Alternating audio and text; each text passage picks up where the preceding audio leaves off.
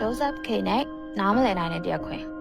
Kafka ရဲ့ The Trial ဆိုတဲ့စာအုပ်ကြောင့်ပြောကြမယ်။တာမန်မနက်ခင်းလေးတစ်ခုမှာ Joseph K နိုးလာတဲ့အခါသူ့ခန်းထဲမှာလူစိမ်း2ယောက်ရောက်နေပါတယ်။ဘာကြောင့်ပြချက်မှမရှိပဲခင်ဗျားဖမ်းခံရပြီတဲ့။ဒါပေမဲ့ထူးဆန်းတာကသူတို့ကသူ့ကိုအကျဉ်းချမထားဘူး။အလုပ်သွားခွင့်လည်းပေးထားပါတယ်။ Joseph K ရဲ့ဘဝကအရင်လိုပဲဆက်သွားနေပေမဲ့အရာအလုံးကတော့တစ်မျိုးကြီးဖြစ်သွားပါတယ်။သူ့ကိုတရားရုံးခေါ်တယ်။ဒါပေမဲ့အဲ့ဒီတရားရုံးတွေကအထက်မြင့်အိမ်တွေရဲ့ထက်ခိုးအခန်းချင်းလေးတွေထဲမှာပါ။အရာရှိတွေကစကားကိုလက်ပတ်ပြောတယ်။ရှင်းတွေကကုညီမယ်လို့ဂရုပေးပေမဲ့လူကိုပဲလူညွတ်တော့အောင်လုပ်ကြတယ်။လူတိုင်းကဒီစနစ်ကြီးအကြောင်းသိနေကြပေမဲ့ဘယ်သူမှရှင်းပြလို့မရဘူး။ Joseph K အမြဲမေးနေတဲ့မိကွန်းကတခုတည်းပါပဲ။ကျွန်တော်ဘာဖြစ်လုပ်ခဲ့လို့လဲတဲ့အဖြေကတော့တိတ်ဆိတ်ခြင်းပဲဖြစ်နေခဲ့ပါတယ်။စိတ်ပညာရှုထောင့်ကမြင်ကြည့်တဲ့အခါ Kafka ရဲ့စာတွေက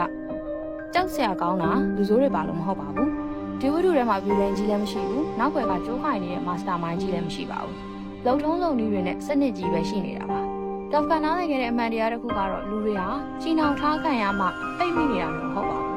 ။မသေးချာမှုတွေနဲ့အာဏာဆက်အောက်မှာလည်းလမ်းပြောင်းနေတတ်ကြပါတယ်။ Joseph K ဟာရုပ်ပိုင်းဆိုင်ရာအရာနှိမ့်ဆက်ခြင်းမခံခဲ့ရပါဘူး။ဒါပေမဲ့စိတ်ပိုင်းဆိုင်ရာအရာတော့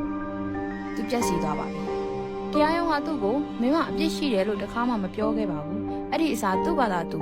ငါမှအပြစ်ရှိနေလို့လားလို့ပြန်မေးမိအောင်ပဲလုပ်ခဲ့တာပါ။အဲ့ဒီမိကုန်းကပဲသူ့ကိုတဖြည်းဖြည်းတိုက်စားသွားခဲ့ပါတယ်။ဘာလို့ဒီဇလန်ကထောက်လန့်နေရတာလဲ။အာနာဆိုတာမှုံဝါးနေတဲ့အခါစီကန်းတွေရှိတော့ရှိပေမဲ့ရှင်းရှင်းလင်းလင်းမရှိတဲ့အခါမှာပိုပြီးထိရောက်တာကို Kafka ကပြသသွားတာဖြစ်ပါတယ်။သူ့စက်ကောင်တွေကတော်လန်ပုံကန်တာမျိုးမလုပ်ကြဘူး။သူတို့ကဒီစနစ်ကြီးတဲ့အသားကျအောင်နေထိုင်လာကြတယ်။အရာအလုံးကိုကြိုးကြောင်းစီပြောအောင်တွေးပြီးလာရောညီထွေနေထိုင်လိုက်ကြပါတယ်။ဒါကအားနဲ့လို့မဟုတ်ဘူးနော်။ဒီစနစ်ကြီးကတော်လန်မှုကိုအတိတ်ပဲမရှိအောင်လုပ်ပစ်လိုက်လို့ပါပဲ။စစ်မှန်တဲ့စိတ်ပိုင်းဆိုင်ရာထိတ်လန့်မှုကတော့မမြင်ရတဲ့တရားသူကြီးတယောက်ရှိမှာကိုအပြစ်မရှိကြောင်းလိုက်ရှင်းပြနေပြီဆိုကြတဲ့သင်ဟာအဲ့ဒီတရားခွင်တွေကိုရောက်နေပြီဆိုတာပါပဲ။စာအုပ်ကိုပိတ်လိုက်ရင်တော့ Joseph K ကမပြောက်သွားပါဘူး